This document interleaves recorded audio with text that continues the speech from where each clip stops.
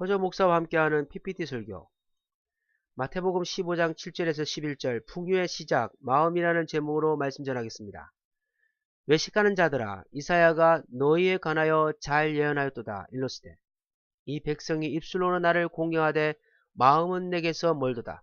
사람의 계명으로 교훈을 삼아 가르치니 나를 헛되이 경배하는도다. 무리를 불러 이르되 듣고 깨달으라. 입으로 들어가는 것이 사람을 더럽게 하는 것이 아니라 입에서 나오는 그것이 사람을 더럽게 하는 것이니라. 새 그림이 가르치는 공통적 의미는 무엇일까요? 바로 마음입니다.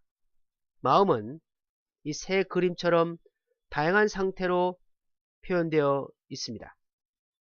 마음이라는 것은 감정이나 생각, 기억 따위가 깃들어져 있는 그리고 그것들이 생겨나는 곳을 의미합니다.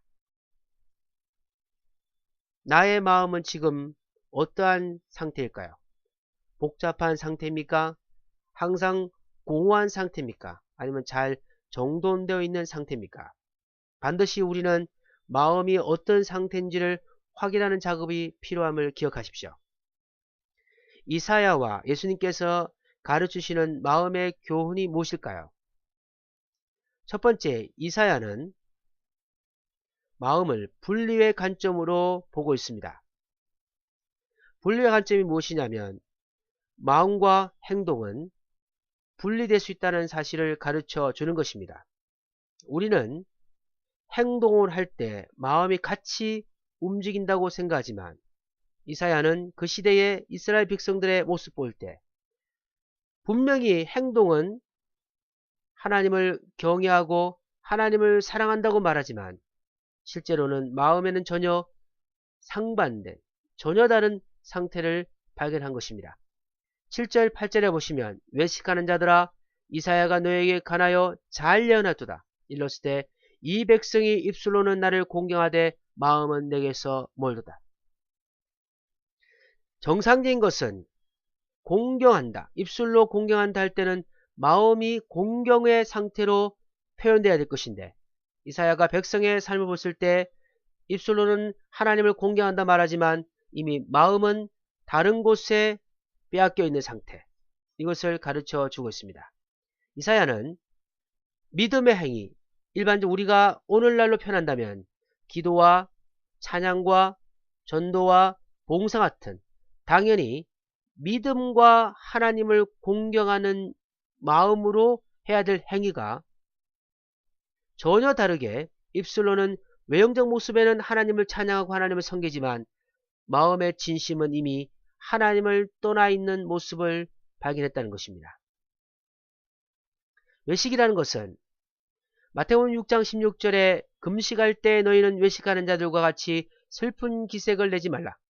저희는 금식하는 것을 사람에게 보이려고 얼굴을 흉하게 하느니라. 내가 진실로 너희에게 이르노니 저희는 자기 상을 이미 받았느니라. 분리의 관점에서 행위와 마음이 분리된 상태를 외식이라고 하는 것입니다. 외식의 제일 중요한 부분은 무엇이냐면 대상이 하나님이 아닌 다른 것에 목표를 두고 행동하는 모습을 외식이라는 것이죠. 마태복음 6장 16절에서는 바로 사람에게 보이려고 라고 정확하게 지적하고 있습니다. 우리는 지금 예배와 찬양과 기도와 이런 영적인 삶을 살 때 우리의 목적과 우리의 행동의 의미가 누구를 향해서 지금 하고 있는지를 기억해야 될 줄 믿습니다. 그것은 이미 마음이 다른 것에 빼앗긴 상태는 결단코 하나님을 향한 열정의 믿음의 행위를 드릴 수 없음을 반드시 기억하시기 바랍니다. 두 번째, 예수님께서 주시는 마음의 교훈이 무엇일까요? 그것은 바로 지배의 공간이라고 말씀하고 있습니다. 우리 스스로는 잘못 생각하는 것은 뭐냐면 우리는 우리의 마음을 통치할 수 있다고 생각합니다. 그래서 다짐을 하고 목표를 세우면 그 일을 반드시 이루어질 수 있다고 생각합니다. 그러나 실제로 깊이 한번 들어가 버리면 마음은 우리의 것이 아님을 스스로가 고백할 것입니다. 아침에 그렇게 다짐하고 그렇게 하려고 했지만 끝내 자신의 모습 볼 때는 그 다짐이 무너지는 모습을 계속적으로 반복하는 것이 우리 인간의 모습임을 발견할 것입니다. 11절에 입으로 들어가는 것이 사람을 더럽게 하는 것이 아니라 입에서 나오는 그것이 사람을 더럽게 하는 것이니라. 사람들은 들어가는 것이 나올 때에 그것이 더럽다고 말하지만 실제로 성경에서는 입에 나오는 그것이 무엇이냐 바로 인간의 정서나 사상을 가르치는데 사람을 더럽게 하는 것은 입에서 나오는 그 사상과 정서라고 가르쳐주고 있습니다. 그러나 정서와 사상이 어디서부터 나올까요? 그것은 바로 마음에서부터 나온다는 것입니다. 마음이 무엇에 지배당하에 따라서 그 사람의 사상과 정서가 달라진다는 것을 기억하십시오. 마음은 반드시 통치를 당합니다. 지금 여러분의 마음의 통치자가 누구십니까? 마태오 5장 19절 마음에서 나오는 것은 악한 생각과 살인과 간음과 음란과 도둑질과 거짓 증거와 회방이니 여러분의 마음이 이런 것들로 통치를 당하면 여러분의 정서와 사상은 그렇게 나온다는 것이죠. 그러나 고린도전서 3장 16절처럼 너희가 하나님의 성전인 것과 하나님의 성령이 너희 안에 거하시는 것을 알지 못하느냐. 하나님의 성령이 우리의 마음을 다스리면 우리의 정서와 사상이 하나님에 집중되는 삶을 산다는 것을 기억하십시오. 다짐으로는 사람이 변화될 수 없습니다. 오직 통치의 역사가 필요하다는 것이죠. 그럼 우리는 하나님께서 원하시는 마음을 얻기 위해서 무엇을 해야 할까요? 첫째는 일치의 삶입니다. 분리의 삶에서 분리의 관점으로 볼 때 가장 우리가 추구할 것은 뭐냐면 나의 말과 나의 행동과 내 마음이 일치하는 삶을 살려고 노력해야 될 줄 믿습니다. 데살로니가전서 5장 23절 평강의 하나님이 친히 너희로 온전히 거룩하게 하시고 또 너희 온 영과 혼과 몸이 우리 주 예수 그리스도 강림하실 때에 흠없게 보존되기를 원하노라. 하나님께서는 영적으로만 치우치는 것을 원치 않으십니다. 하나님께서는 육신의 삶에 성실함을 요구하지 않습니다. 하나님은 영과 육이 하나된 마음으로 주님 오실 때 흠없게 보존되기를 원한다. 바로 이 흠없다는 것은 마음과 행동이 일치하는 삶을 의미하는데 완전히 그렇게 살지 못할지 몰라도 최선을 다해서 우리가 우리의 삶의 일치를 위해 달려가는 것이 바로 하나님 앞에 마음을 얻는 역사라는 것을 기억하십시오. 두 번째, 마음의 주인 찾기입니다.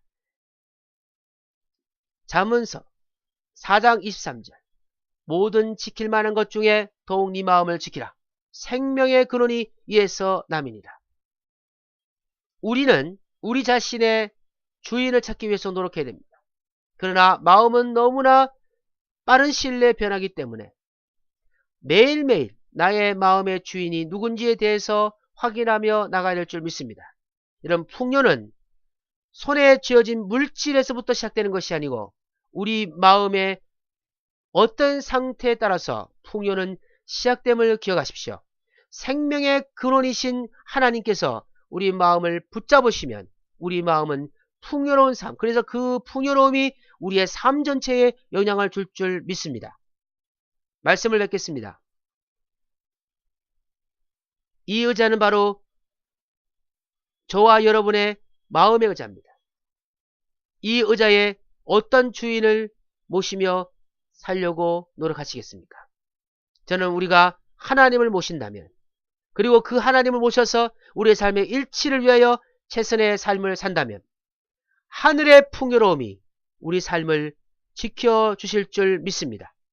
날마다 마음을 지키며 통하여 세상에 주는 풍요가 아닌 하나님의 주시는 영적인 풍요를 통하여 이 땅에서 기쁨과 즐거움의 삶을 살아가는 여러분 되시기를 주 예수 그리스도 이름으로 간절히 소망합니다. 감사합니다.